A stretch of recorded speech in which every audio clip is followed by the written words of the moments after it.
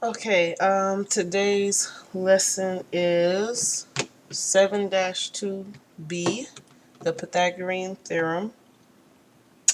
I'm just going to jump right into it. The Pythagorean Theorem is basically a formula that was made by a mathematician. I believe his name was Pythagoras.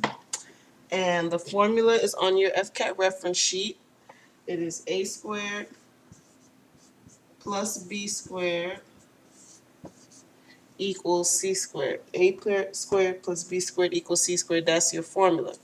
And the Pythagorean theorem is a formula that is used for right triangles only. Only for right triangles.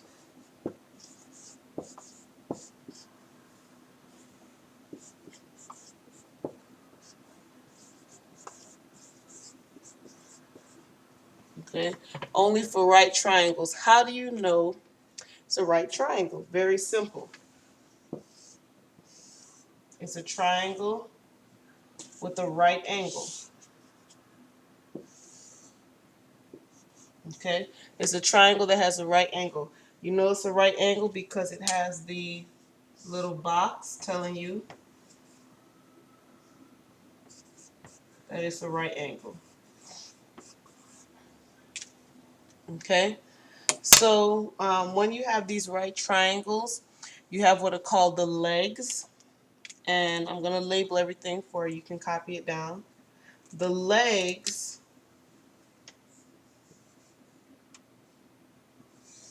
are the two sides of the triangles that make the right angle. Okay?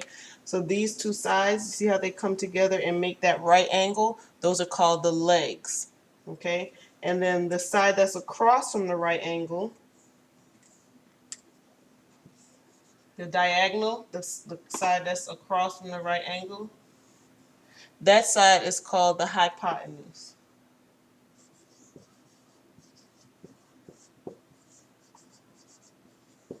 Okay? It's a big word. But the hypotenuse, like I said, is just the diagonal side. It's the side that's across from the right angle. Okay? Now, in terms of A, B, and C, A and B can be any one of the legs. So A and B are the legs. Okay?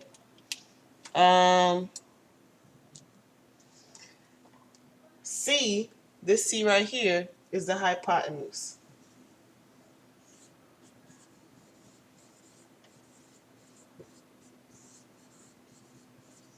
Okay? So if I was labeling this triangle, I could name this side A, this side B, and this side C.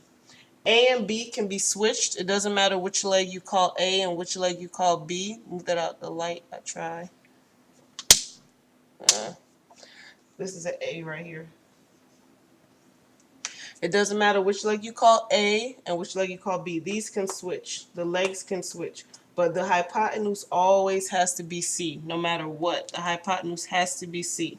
Okay? So that's something to remember. I'm going to go ahead and start a problem for you.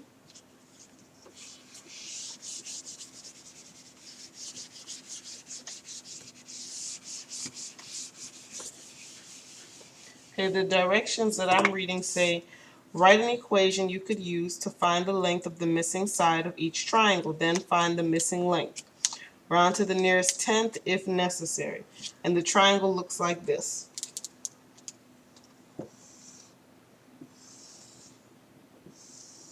And it says that this side is 8 inches, this side is 7 inches, this is the right angle, and this side is C. Okay, so notice they made the hypotenuse C. They always do that. So go ahead and label your A and your B.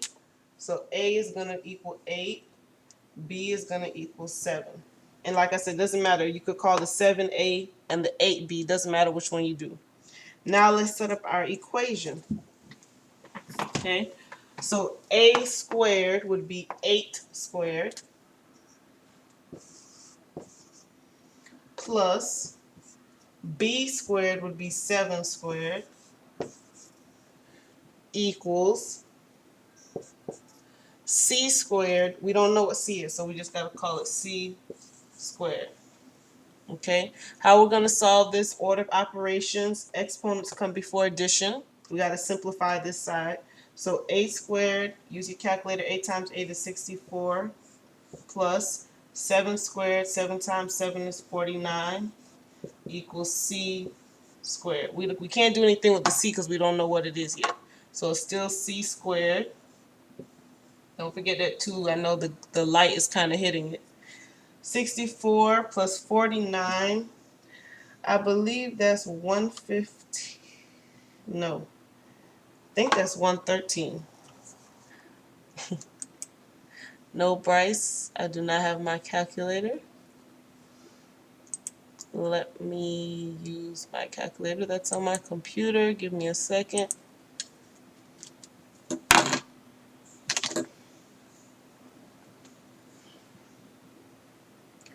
Okay, we have 64 plus 49 equals 113.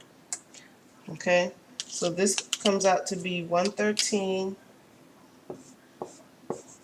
equals C squared. Now we have one last step because we don't want to know what C squared is. We want to know what C is.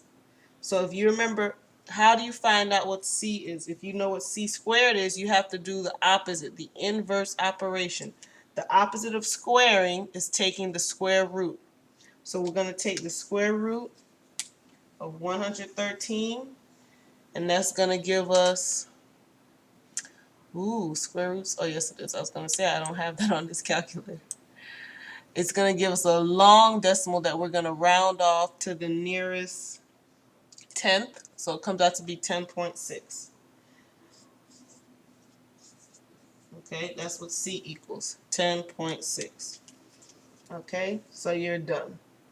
And they look like a lot of work, but that's really all it is. It's just, it takes about 2 or 3 steps, but in actuality, the problems themselves are not that complicated. Okay, so don't try to cheat them, because most likely you're gonna make a mistake along the way if you're rushing. Okay, let's try another problem.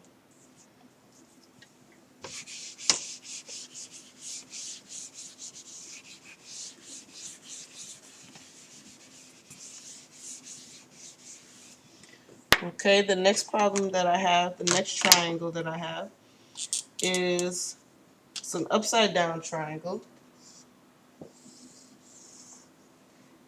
Do I want to use that one? No, I don't want to use that one. Sorry.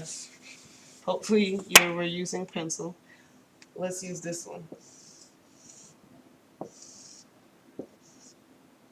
So it's upside down. The right angle is here. Again, the legs, no matter which way the triangle is shaping, the legs are the 2 sides that make the right angle. So this side and this side. Okay? So the top is 18 feet. The side is 15 feet. And we want to know the diagonal, the hypotenuse. Okay? So again, which one is A, which one is B? Doesn't matter which one is which as long as you have the correct C. Okay, so I'm going to say this is A, this is B. So when I work this out, A is 18, so I'm going to have 18 squared, plus B is 15, so I'm going to have 15 squared equals C squared. We don't know what C is yet, all right? So then I do 18 squared, and I get 324. And then I do 15 squared,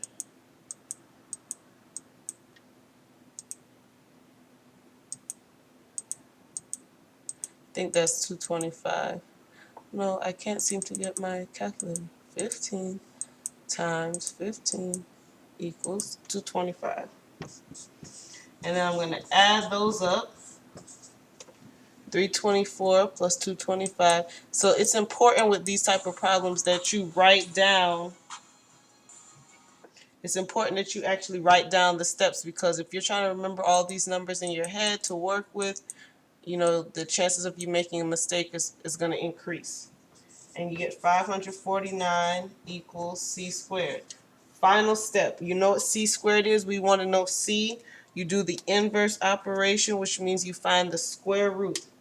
They squared it, so you're going to square root. Okay, and the square root of 549, we have to round it to the nearest tenth. We get 23.4.